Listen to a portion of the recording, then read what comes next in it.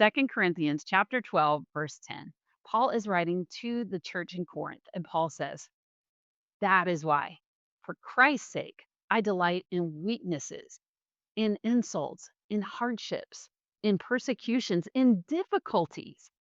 For when I am weak, then I am strong." So you got to know the context.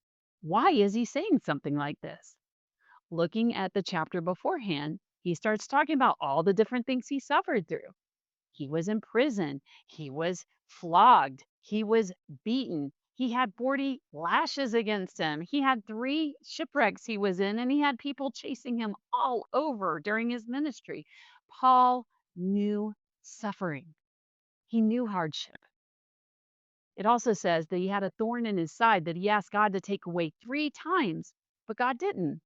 But Jesus encouraged him and said, "My grace is sufficient for you, for my power is made perfect in weakness." Jesus is the reason Paul was able to go through all those sufferings. He invited Jesus in his tough times, and that's where he received his power.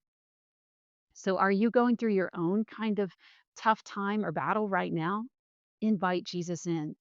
Let him be your direction. Let him be your guide. Let him be your comfort. Let him be your go to instead of you and what you think is best. And I promise you, he will give you the power that you need.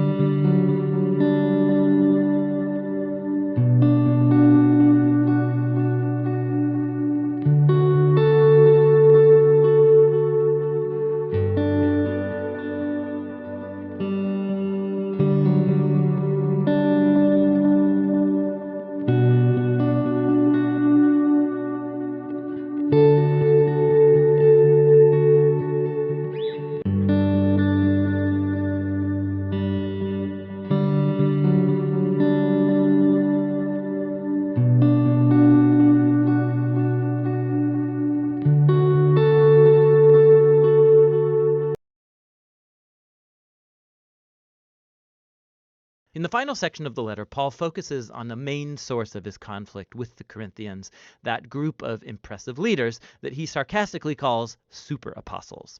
So they came to Corinth promoting themselves and bad-mouthing Paul as a poor, unsuccessful leader. And at the risk of sounding self-promoting, Paul says, do these guys really want to compare credentials?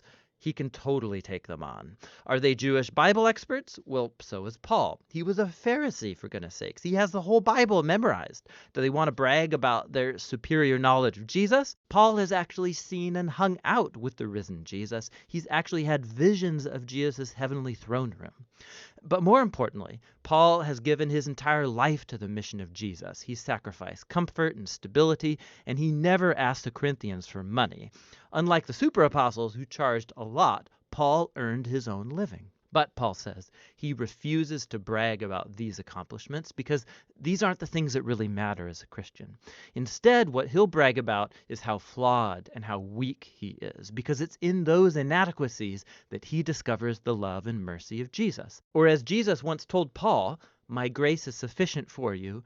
My power is made perfect through weakness."